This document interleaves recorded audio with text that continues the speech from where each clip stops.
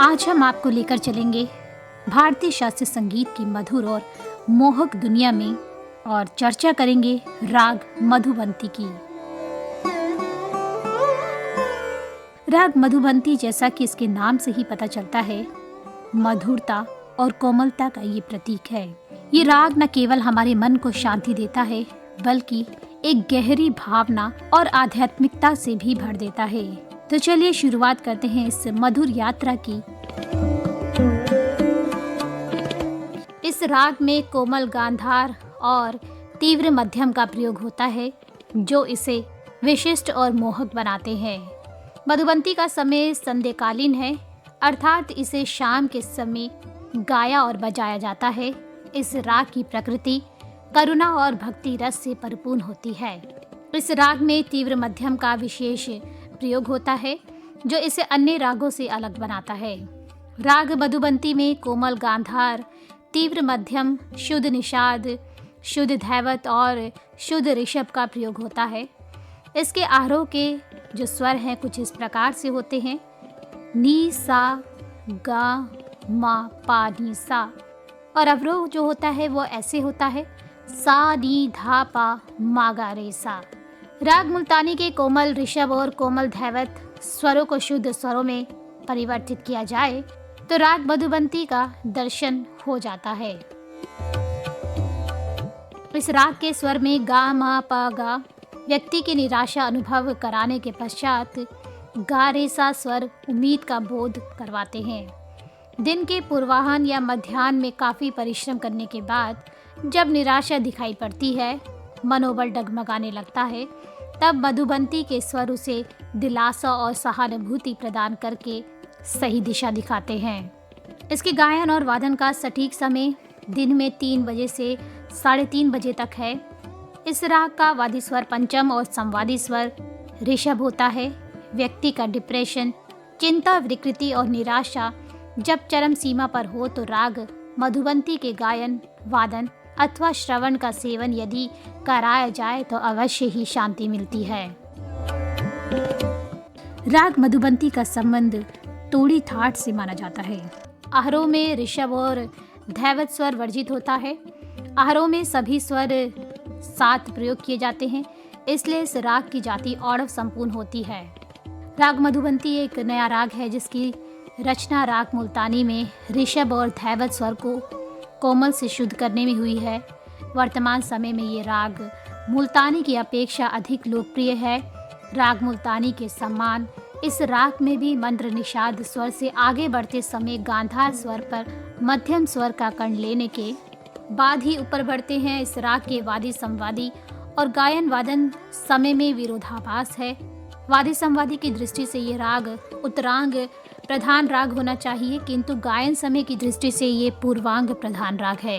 राग की रंजकता बढ़ाने के लिए कभी कभी अवरोहात्मक स्वरों में कोमल निषाद का अल्प प्रयोग कर लिया जाता है। थाट की दृष्टि से ये 10 थाट में से किसी भी थाट के अनुकूल नहीं है, फिर भी इसे तोड़ी थाट का राग मान लिया जाता है। दक्षिण भारतीय संगीत प्रणाली में राग मधुबंती धर्मावती मेल के उपयुक्त है। कुछ विद्वान इसे राग अंबिका नाम से भी पुकारते हैं।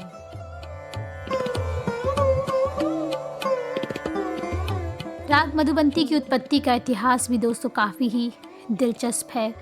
ऐसा माना जाता है कि ये राग कर्नाटक संगीत के राग मध्यावती से प्रभावित है। हालांकि हिंदुस्तानी शैली में इसे पूरी तरह से नया रूप दिया गया है। इस राग का उल्लेख कई पुराने ग्रंथों में मिलता है, जहां इसे संध्याकालीन रागों की श्रेणी में रखा गया है। राग मधुबंती का मुख्य भाव करुणा और भक्ति है। जब इसे गाया या बजाया जाता है तो ये श्रोताओं को एक गहरी भावना में डुबा देता है। इसके स्वरों की कोमलता मन को शांत करती है और आत्मा को एक नई ऊर्जा प्रदान करती है। ये राग न केवल व्यक्तिगत चिंतन के लिए उपयुक्त है, बल्कि भक्ति संगीत और कव्वाली जैसी विधाओं में भी इसका प्रयोग होता है।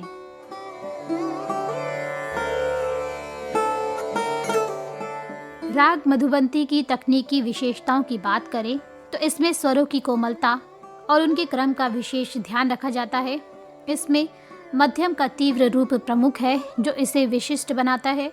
इस राग में आलाप और तानों का विशेष महत्व है जो इसे गहराई और मधुरता प्रदान करते हैं।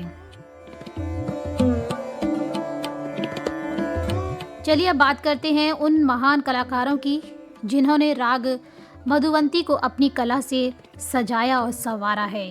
पंडित भीमसेन जोशी, उस्ताद अमजद अली खान और पंडित जसराज जैसे महान संगीतज्ञों ने इस राग को नई ऊंचाइयों तक पहुंचाया है।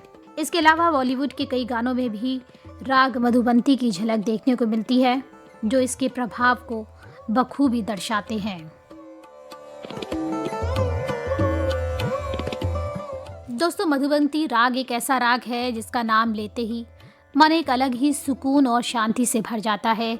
इस राग की मधुरता और गहराई हर किसी को अपनी ओर खींच लेती है। इसे संधि प्रकाश राग कहा जाता है, यानी इसे गोधुली बेला में गाया जाता है। इसकी कोमलता और मार्मिकता प्रेम, विरह और आध्यात्मिकता के भावों को व्यक्त करने में बेमिसाल है। फिल्म संगीत में इस राग का इस्तेमाल सीमित जरूर है, लेकिन जहाँ हुआ है वहाँ कमाल कर गया है। उसके भीतर जो शांति, जो मधुरता की लहर है, वह सीधा दिल पर असर करती है। इसलिए संगीतकार इसे अक्सर सूफियाना, रोमांटिक या आध्यात्मिक स्पर्श वाले गीतों में पिरोते हैं। तो हम इस राग पर आधारित कुछ चुनिंदा यादगार और खूबसूरत फिल्मी गीतों का जिक्र करेंगे जिनमें सुरों की ये मधुबंती अपनी पूरी चमक के साथ खिली है। तो दोस्तों, आपको बता दें कि 1973 में एक फिल्म आई थी दिल की राहें। इसका एक गीत था रस्म ए उल्फत को निभाएं तो निभाएं कैसे। ये गीत जो है लता मंगेशकर द्वारा गाया गया था। गीतकार नक्श लायलपुरी के लिखे इस गीत के संगीतकार मदन मोहन है। गीत के आरंभ में मदन मोहन की आवाज में गीत की भाव अभिव्यक्ति प्रस्तुत की गई है। ये जो गीत था ये राग मधुबंती पर ही आधारित था।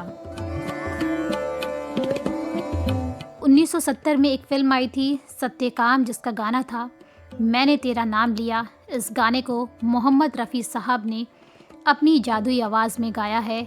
इसका संगीत लक्ष्मीकांत प्यारेलाल ने दिया है और इसके बोल हैं कैफी आज़मी के। ये गाना राग मधुबंती की मिठास और भावनात्मक गहराई का अद्भुत उदाहरण है। न जाने क्यों होता है यूँ जिंदगी के साथ, ये गीत फिल्म छलिया का है जो कि 1974 में आई थी। इसके गायक लता मंगेशकर थी और संगीतकार मदन मोहन का था। गीत का राजा मेहंदी अली खान। ये गीत भी जो है राग मधुबंती पर ही आधारित था। फिर आप देखेंगे कि एक फिल्म आई थी 1985 में सुरसंगम। इसका एक गीत भवानी दयानी, जिसके गायक श्रीनिवास और संगीतकार लक्ष्मीकांत प्यारेलाल थे। इस गीत को भी जो है राग मधुबंती के सुरों से सजाया गया था। 1998 में ही एक फिल्म आई थी फिल्म दिल से, जिसका एक गीत था ए अजनबी तू भी कभी आवाज़ दे कहीं से। ये गीत भी दोस्तों जो है राग मधुबंती पर ही फिल्माया गया था। ये गीत जो है कहरवा ताल पर निबद्ध है और इसके संगीतकार ए.आर. रहमान है और इसे गाया था उदित नारायण ने। 2001 में एक और फिल्म आई थी लगान, जिसका गीत था राधा कैसे न जले।